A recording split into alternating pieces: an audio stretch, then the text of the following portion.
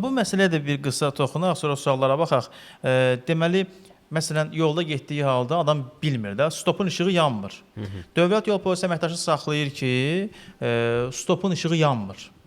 Bundan sonra proses necə baş verməlidir? Ümumiyyətlə, cəriməsi varmı bunun? Sürücüyə cərimələmək, yəni orada sürücüyə cərimələnə bilərmi? Bax, qanunla cavab vermək istəyirəm buna. 37-ci maddədə deyilir ki, sürücünün vəzifələridir. Sürücü nəqliyyat vasitəsinə minməmişdən qabaq əmin olmalıdır ki, yəni bir 360 dərəcə avtomobilə fırlanmalıdır. Baxmalıdır ki, təkəri boşalıb, boşalmayıbmı, işıqları yanır, yanmır və s. Buna nəzarət etməlidir. Nəzarət etdi, düzdürmü? Hər şey qaydasında da çıxır yola. Heç kim heç nədən sığortalanmayıb. Yəni yolda istənilən qəza da baş verə bilər, yolda təkər də partlaya bilər, lampa da yana bilər və s. və ilə axır. Düzdürmü?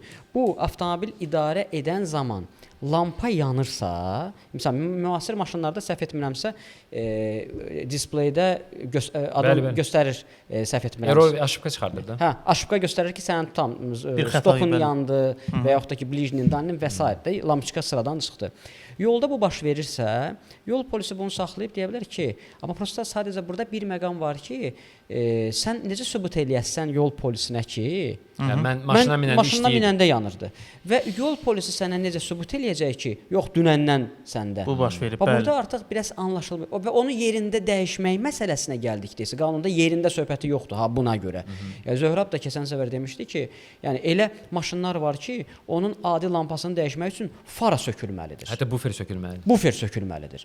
Odur, belə olan halda yol polisi xəbərdarlıq etməlidir ki, sən bunu səndə işığın tormozun bir lampiçkası sıradan çıxıb, bəs bunu aradan qaldır.